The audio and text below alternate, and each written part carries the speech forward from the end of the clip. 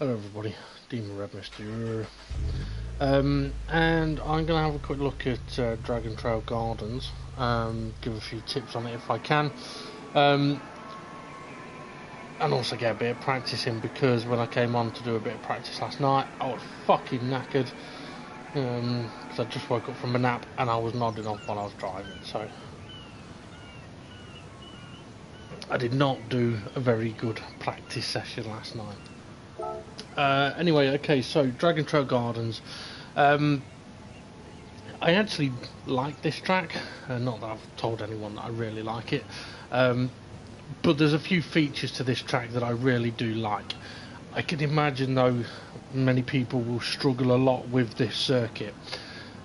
Turns 2, 3 and 4, the tricky chicane. Very awkward set of corners. Hopefully I'm going to be able to show you a way to take those corners without any major problem. The hairpin shouldn't be a difficult corner at all. The next complex of corners, sort of the S's into the opposite direction Turkey turn 8 corner, the multi-apex one, that complex can be very, very difficult, but hopefully again I'm going to show you a way of taking that without having any major issues. And then obviously there's the final double apex corner, which is an awkward bugger, I'll be honest, but again hopefully I'm going to be able to show you a way to take that. Now, tyre wear shouldn't be too much of an issue around this track unless you punish your steering. Fuel shouldn't be too bad either, to be honest. I think we're looking somewhere around about 1 minute 40s, I think. Not like 40s dead, but mid 40s I think for lap times on average, with boost 36, well between 34s and 36s. Okay. Anyway, this is a track that does actually give you plenty of markers as to when to do stuff, and hopefully I'll be able to point that out, or you may notice it as I drive around. So the corner that I'm coming up to now is what I basically sort of call the Turkey turn 8. From the Turkish Grand Prix circuit, but obviously this is in the opposite direction. Okay, so decent laps around here all start with this final corners. We're going to be braking about 110 metres. We don't want to be braking too hard because we want to be able to get on the power nice and smoothly. It is a second gear corner, but you don't want to be on and off the throttle, up and down the gears. Get off the throttle once, get on the throttle once. Okay, turn 1. Before the end of the curb, lift off and turn in. If you stay lifted off, you can carry 5th gear all the way through the corner. It'll benefit a lot on fuel. 100 metres, start the curb on the brakes for 3rd gear. I've not taken this particular chicane right on this occasion, but I'll get to that. Excuse me, apologies for my nose. Yeah, the corners come a bit thick and fast there. So turn 1, if you drop it down to 4th gear, it may be faster, but you will burn additional fuel for no overall benefit. Because yes, you may be a little bit quicker through the corner, but you could end up running out of fuel. So if you can take it 5th gear, it's better. Okay, so as we get round to the start of the lap again, I will try and go through the lap with all of the information rather than trying to continuously explain one corner. Okay, so for this final corner, in fast cars, 150 metres, that's your braking point. Cars that are a little bit slower, that have got a bit of grip like this, start the curb about 110 metres. And as I said, nice and smooth if we can, I've had to go on and off the throttle there, and it's compromised me a little bit. So we do want to carry the speed sort of into the corner, which is why we don't want to be braking too hard.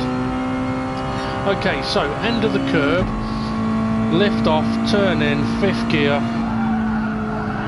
stay lifted off for a longer period of time to allow the car to turn. Start of the curb, 100 metres, on the brakes, quite hard. For 3rd gear, stay left. We want to ride the curbs, I've not got that corner right again, and straddle the sausages. If you straddle the sausages in those chicanes, it becomes a lot easier to take the corners. Hit the sausages with your wheels though, you're having a problem. Start of the curb, 100 metres, is the absolute last moment of being able to brake for the hairpin. Do not try braking after that point to make it round that corner. Okay, this left kink is flat out, and then at the start of the sand, we lift off, stay in 4th, stay right, lift off, 3rd gear, and carry the speed. No point pushing too hard here.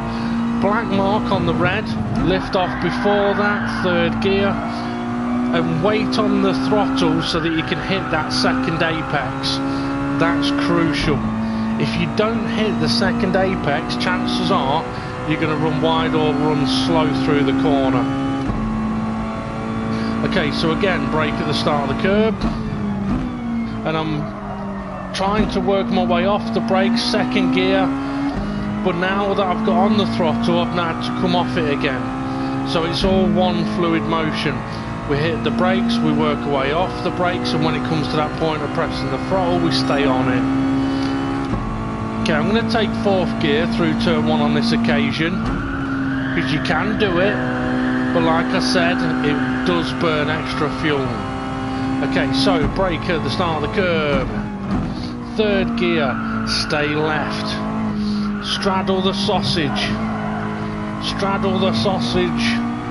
and you can be very aggressive on your throttle through those corners. But the aim is to be able to straddle the sausage curves. Okay, so I'm actually going to brake at about 110 metres for the hairpin.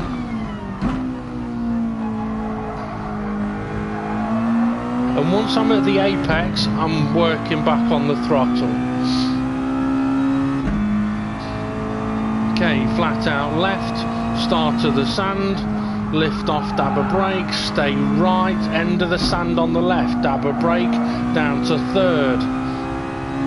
Look for the dark patch on the red Astro just before that, dab a brake, 3rd, hit the 2nd apex. Now we can be a little more aggressive through the corner to the point where we're absolutely flat out.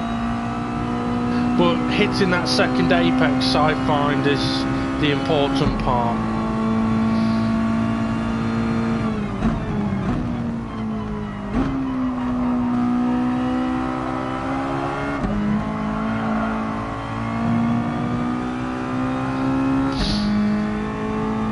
Okay, so for turn 2, 3 and 4, the chicane, after the first part, the left-hander, there is a change of surface on the left-hand side, and that is something I am using as a marker for a point where I need to be lifting off for the right-hand corner. So start of the curb here, stay left, change of surface, so just before that is where I want to be turning in. Now it comes very, very soon after the left-hand corner when you're travelling at speed, so the left-hand corner is effectively part of the slowing down zone for the right-hander. And one thing I will say is be aware this hairpin is a potential overtaking opportunity for people. Okay, so again we're going to look at change the surface on the left hand side, the sand, that's my lift off point, stay right, sand on the left, lift off point, and downshift to 3rd. So I'm using changes of surfaces as markers before the dark patch, hit the 2nd apex, don't let it run wide, and if you start understeering here, do not apply more steering. You will only get more understeer. you need to come off the steering, come off the throttle, let it grip up and go again. Braked a little late on this occasion.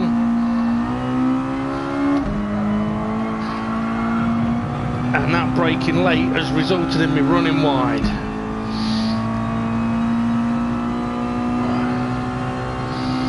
Okay, so once again, end of the curve, 5th gear, lift off and turn in, and it's a long lift off, as I say, just to let the car turn in. Once it's got the grip, I can go back on the throttle. Be careful in dirty air with this though. Okay, change of surface on the left, straddle curb, or straddle sausage, and you'll notice absolutely flat out. But that all comes from getting the right turning point after the left-hander. Okay, brake about 110. Maybe further back in slipstream that, by the way, because the speed difference could be huge. Okay, and again, changes of surfaces are my markers. So flat out here, change of surface, lift, stay in 4th, stay right, change of surface on left, lift, take 3rd, look for the dark patch on the red Astro just before that, we lift, dab a brake down to 3rd, let it get to the 2nd apex, and I'm understeering now because of the tyre wear. So now I've got to be a little bit more careful. There may be a better line through that complex of corners. Me personally, I find that 2nd apex though is the crucial part. Hitting that and then controlling the rest of the corner basically.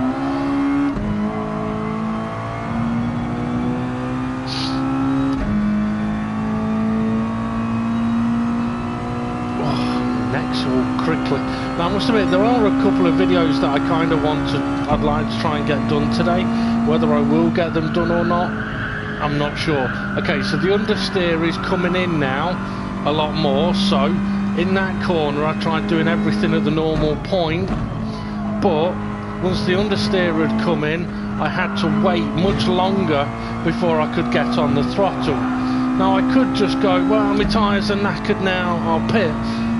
Or I could go, you know what, my tyres are hurt a little bit, so instead I'm going to brake a touch sooner and I should still be able to do exactly what I need to do. And basically just be giving the front tyres that extra little margin, that extra little time to get the grip.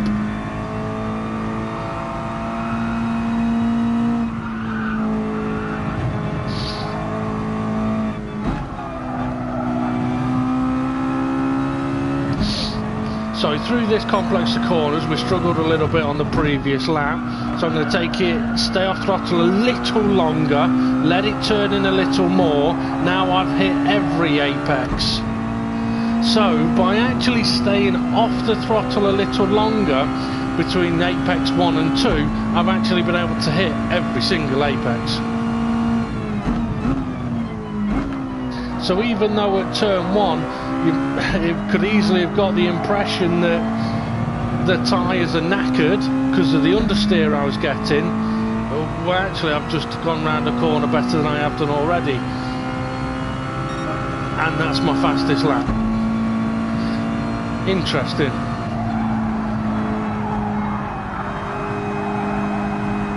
Now one of the reasons I've got the understeer on the previous lap at turn 1 is because I was slightly off the racing line, and it is important to be on the racing line because that's where the grip is.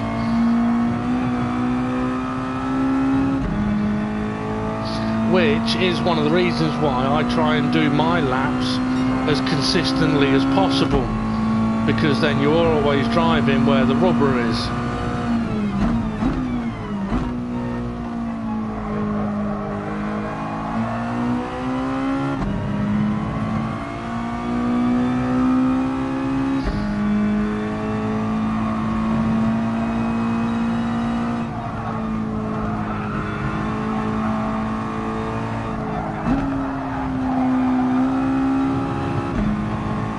So on this occasion, I'm actually going to push it. Carried too much speed in now, I'm waiting. Now I'm on the throttle. Now I was a couple of tenths up before that complex of corners. I don't think I will be up now, but with a bit of fuel burn I might be.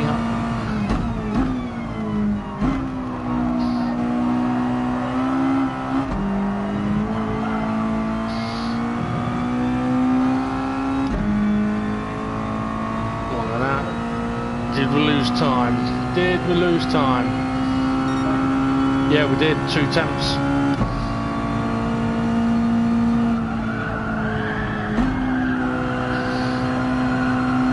Now, one thing you can do through that corner, as I just did there, as I turned in and realised, oh, getting a little bit of understeer. Okay, on that one occasion, I can knock it down to 4th gear, just to give it that extra little bit of turning. But if I do that every single lap, I am just going to annihilate my fuel. So you might as well just prepare for the corner a little sooner, a little better, save the fuel, keep the lap time, and not hurt your tyres. Because let's face it, if you're having to downshift the extra shift to make the corner, it means your front, it's because your tyres haven't got the grip, which means that they're being punished. Excuse me.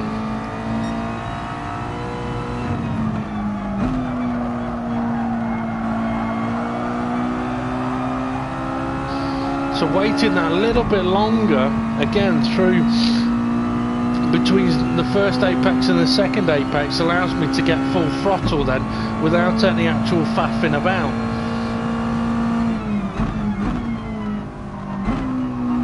And what I would say as well, this final couple of corners can hurt. Well, something I don't particularly want to see at this track, and the things I know I will see it, but the final couple of corners here are a little bit like a double hairpin at Blue Moon,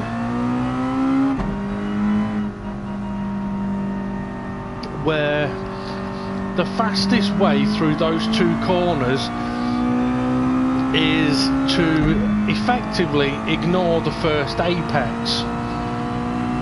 But I know some people are going to chuck it up the inside into that first apex, thinking the overtake is on. But the only thing that they're going to do is slow themselves down so much for the second part of the corner, because they're going to be on such a tight line and so heavily on the brakes that they're going to be so slow just to get around the corner. And the thing is that it'd be very easy to get the impression that you can chuck it up the inside of the first part and make the second part quite quick, but you run wide. And if you run wide, you're either going to risk yourself going off the track or knocking someone off the track. I would almost go as far as to say the last corners here is not an overtaking place unless you are already pretty much alongside. And I'll kind of try and show it. So I mean, you'll have seen how I've been braking at about 100, start of the curve, 100 metres and making the corner. But if I go for the inside line,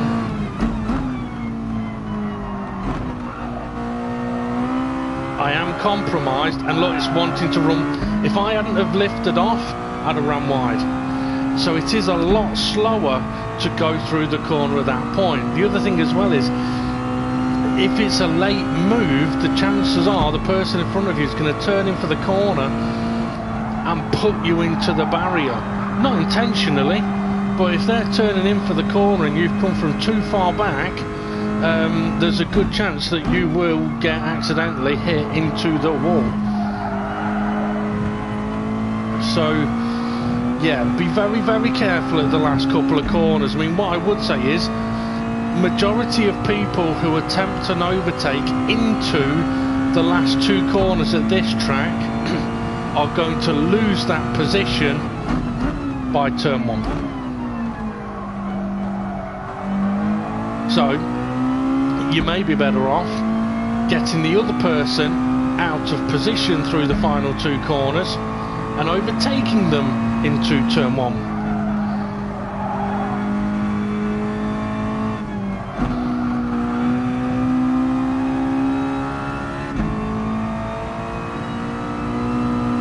I mean, I will admit, this is a track where there are a number of places that you do not really want to be side by side around this track.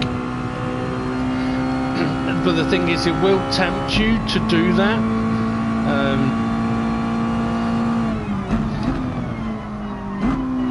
Or should I say, some drivers may tempt you to do that. I know, for example, yesterday I did an overtake on SGP. As he was setting up a car in front of him, I went into the hole he was about to drive into. But anyway.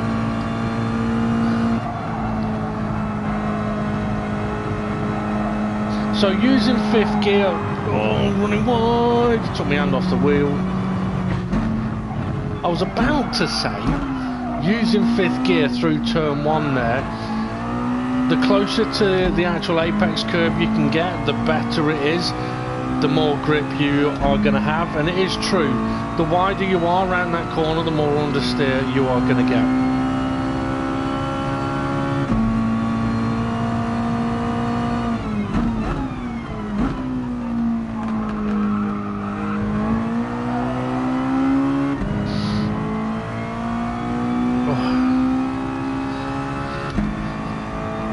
So I was mentioning a moment ago about there are a few places around this track that you do not want to get side by side, and one of them really is this corner coming up.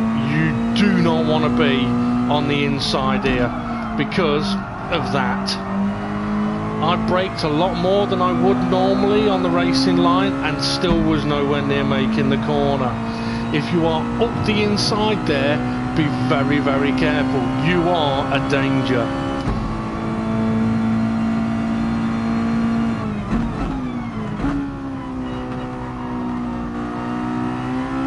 Taking too tight a line here.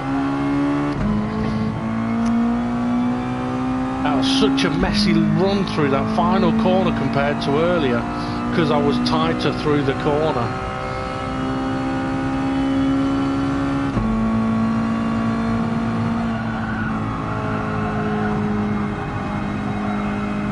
That's a better line. So touching the apex curb.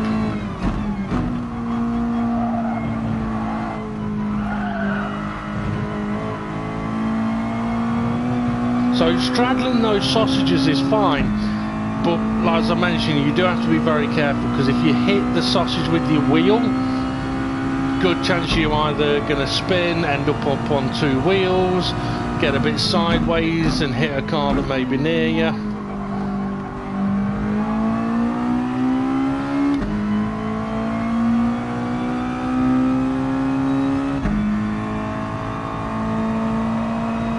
Change of surface as my markers.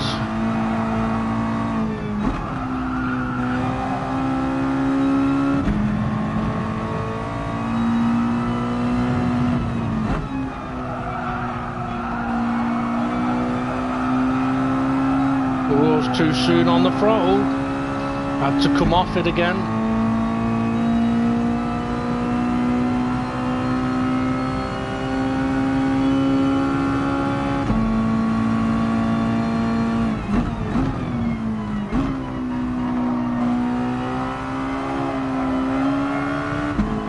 Got on the throttle too soon and had to come off it again. And that's where I'm, on that occasion, I'm not carrying, I'm basically not letting the car carry its own speed in the corner. I'm slowing it down a little too much and then trying to speed it up. Whereas what I need to do is come off the brakes a little more and just let the car roll through the corner.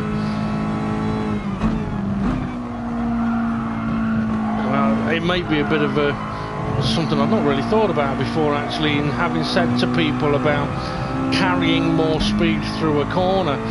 I could imagine some people might think that that means be on the accelerator more through the corner, but in actual fact I take it as when you're slowing down, try slowing down less and just carry your speed into the corner. So by slowing down too much, you are not carrying your speed. So here, for example, I can lift off and just let the car take its own speed around the corner, or I could have lifted and been on the brakes, but if I'm on the brakes I'm going slower, I'm not letting it carry the speed.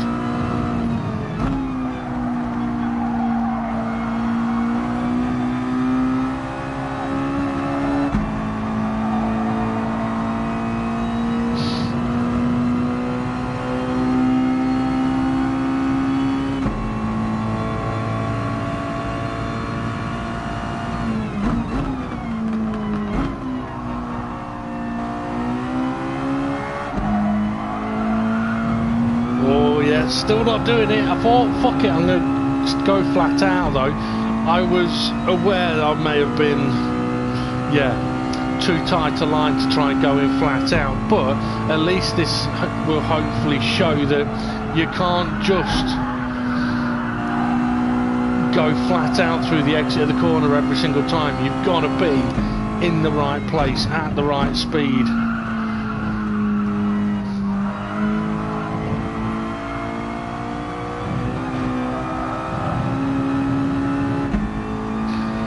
Okay, something I'm going to do for the next lap or two is effectively driving off the racing line to give an idea of the difficulties of it, but not only that, how much time you'll lose being off the racing line. My fastest lap at the moment is 1:41.8, sort of averages of 1:42s kind of, so 41s, 42s. Right. Now, one of the reasons that I'm showing this is because it's very handy to know what you're going to need to do if you are off the racing line, just to get around a corner, but also to then be able to get around the corner in the fastest, safest way possible.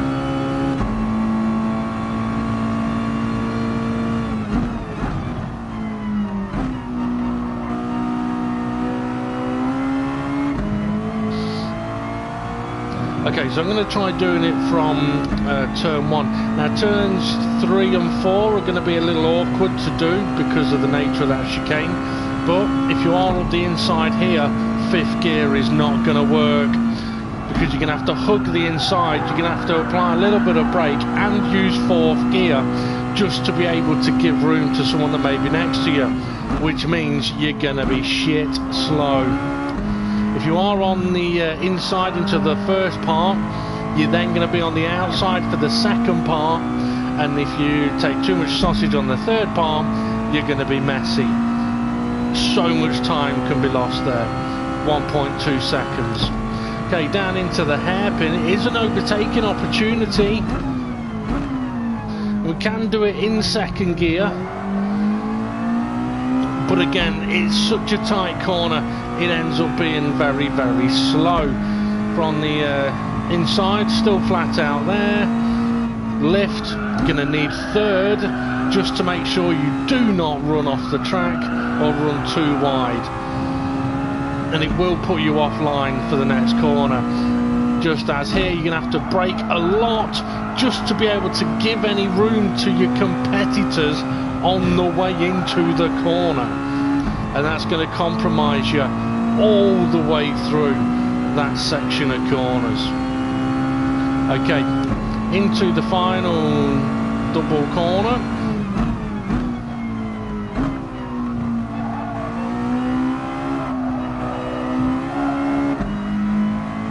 Yeah, not easy, tricky, and there is something else I want to show at that final corner as well in a moment. So what we're going to get, 44, 45, 44.5. So, what, 3 seconds? 3 seconds slower, just by attempting an overtake, so to speak.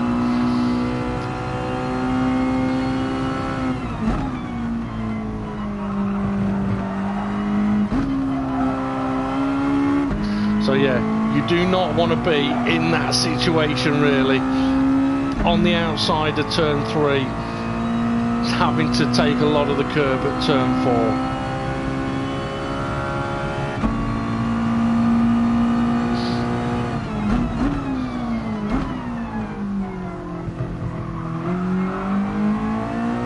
Such a slow corner like that. Overtaking, as I said, it is an overtaking spot, but it's not going to be easy to make an overtake stick because of how tight the corners become.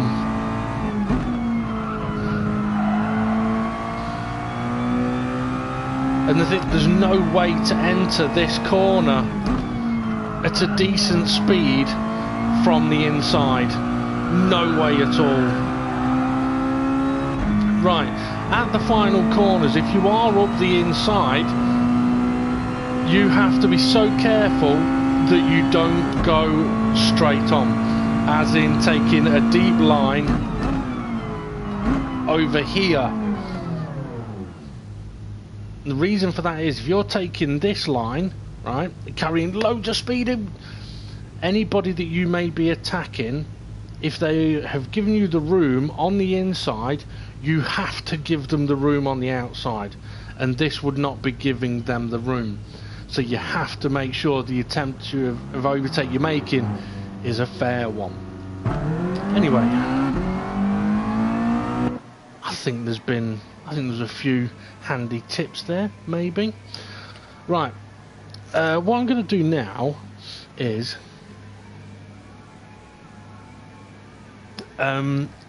I'm not exactly sure what the settings are going to be for the next championship, but I am going to show a couple of things that I want to show regarding the next championship's car.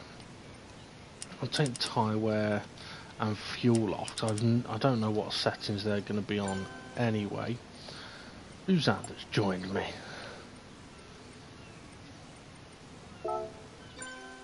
Bloody hell. Right, anyway, so see, if you're gonna drop it on my lobby, you're gonna have to fucking do whatever I'm doing, aren't you? Right, I'm gonna go to Dragon Trail Seaside because it's, or should I? No, actually, no, I won't. I'm gonna go to Suzuka. I don't know if we're racing at either of these tracks at the next championship, but I'm gonna go to Suzuka for a reason. And that is, there are a few quirks of this car that are worth knowing, worth learning about. And I want to mention them now so that anyone that decides to get any practice in the next championship car is going to have that benefit. Wrong bloody track. But, well, to be fair, this one will... No, actually I could do with a longer version. Oh, excuse me.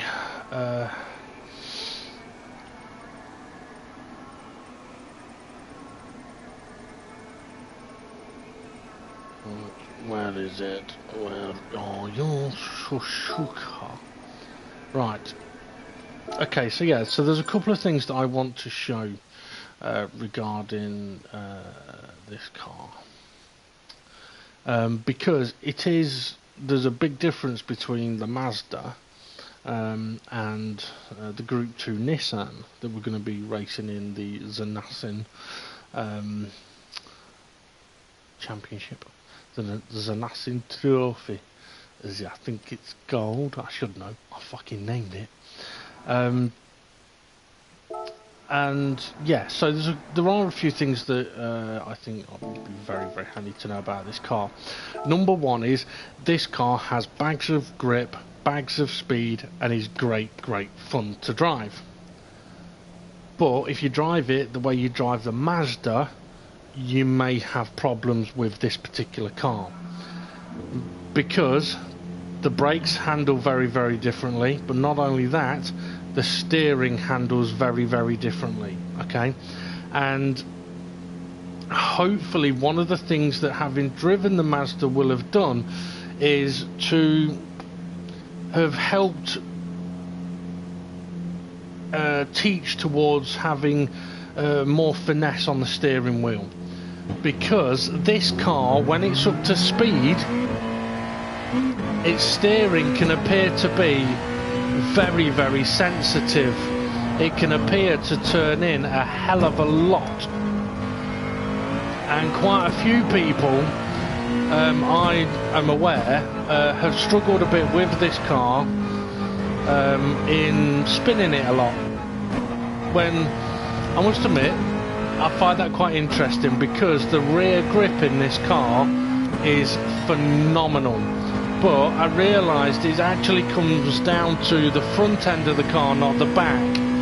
And it is because the steering is so good on this car that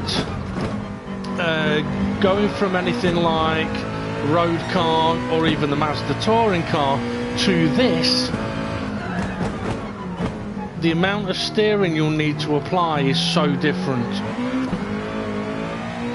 So that's one of the main things that I want to emphasize about this car, and it's about how much you actually don't need to steer.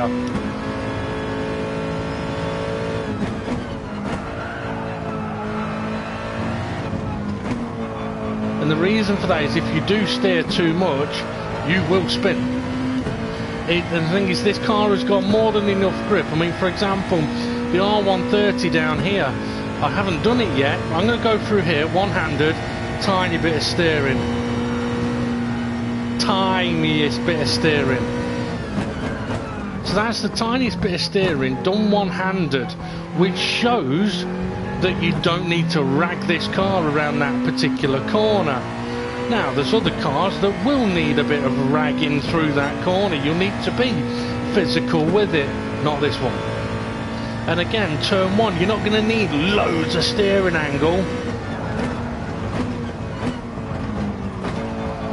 I mean, I was almost going back to straight.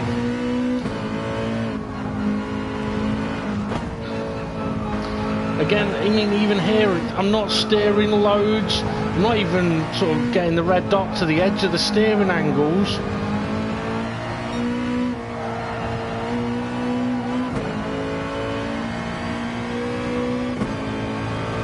I mean, this car is such a beautiful car to drive. See, now there, I've gone too quick into the corner and threw the steering into the corner, and the car couldn't cope with it on the curb because I've run wide.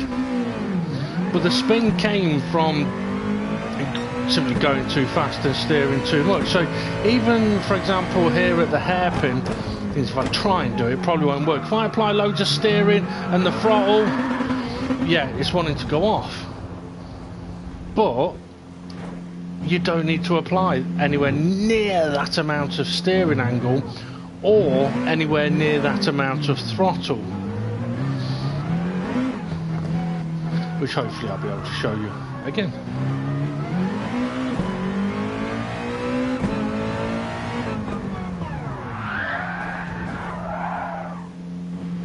So yeah, you don't need lots of steering angle to get around the corner.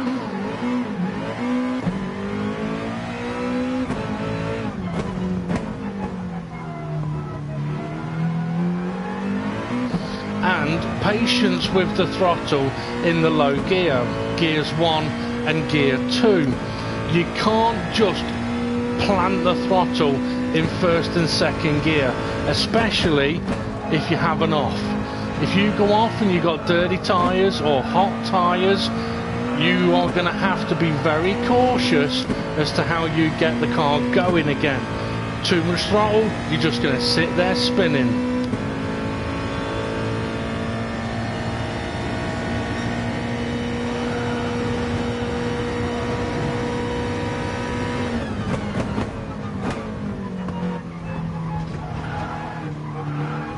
Too much steering angle, car got unsettled. And the thing is, I want to emphasise as much as I possibly can about not abusing the steering angle in this car. If you do, you will not enjoy driving this car at all. If you don't, got to use my fucking brake pedal though. If you don't abuse the steering, you'll find this to be a phenomenal car to drive.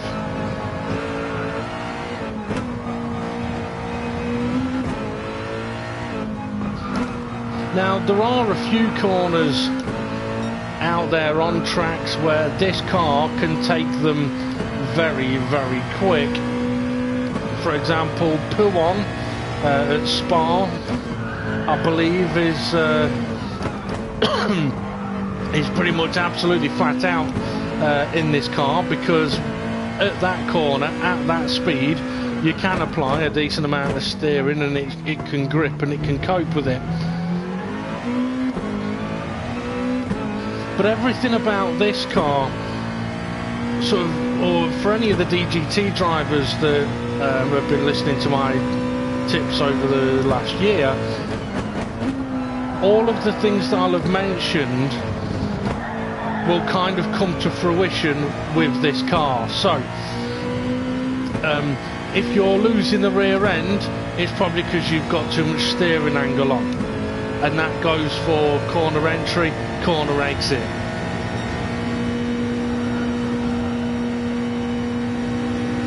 You got too much steering on when you apply the throttle and you're spinning. You need to come off the steering, so when your throttle goes on, your steering comes off. And that's the same around the whole sort of circuits. The more throttle, the less steering.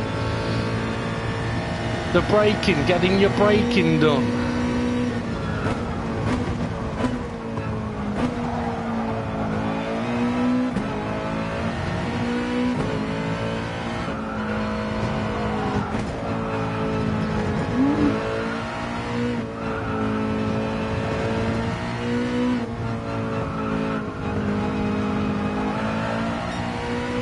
Now, I might not actually have BOP set on this at the moment, which will make a difference to how the car would handle.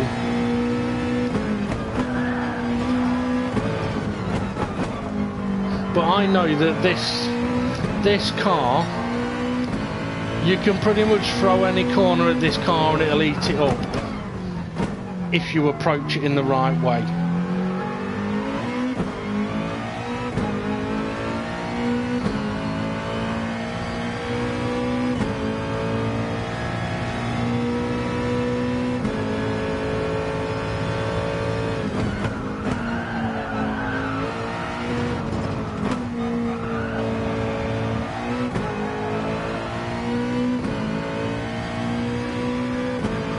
Bloody good cars, these. Really good cars.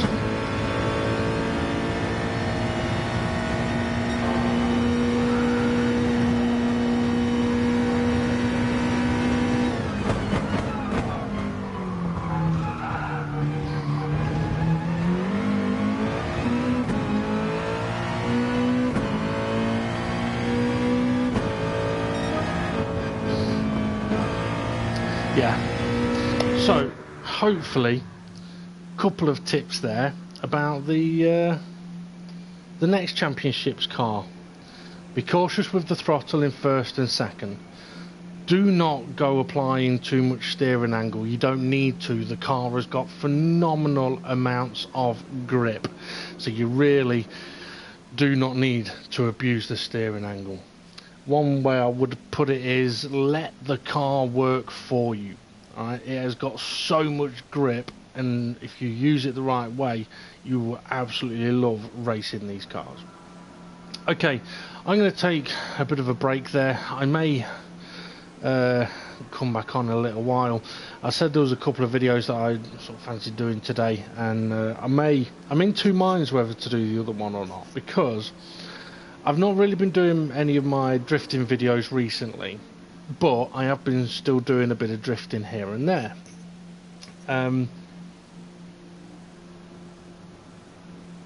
But one of the things I thought of was, every now and again, when I come on, I see lobbies that says like, drifting only. And I'm thinking, every now and again I think, I wonder how good they are. And I'm considering going into someone's lobby where it's about drifting, and see what they're like. And if they're amazing, fair enough. If they're not great, I jump in my Ferrari F40, where they all think, what the fuck's he doing? Fucking knobhead. And then I'll go and show them how to drift in a Ferrari F40. But I don't know if I'm going to do that yet or not. I might do that in secret and upload a video afterwards. We might have to wait and see. Anyway, that's me done for now. Have a good one, everybody, and I'll see you all again soon.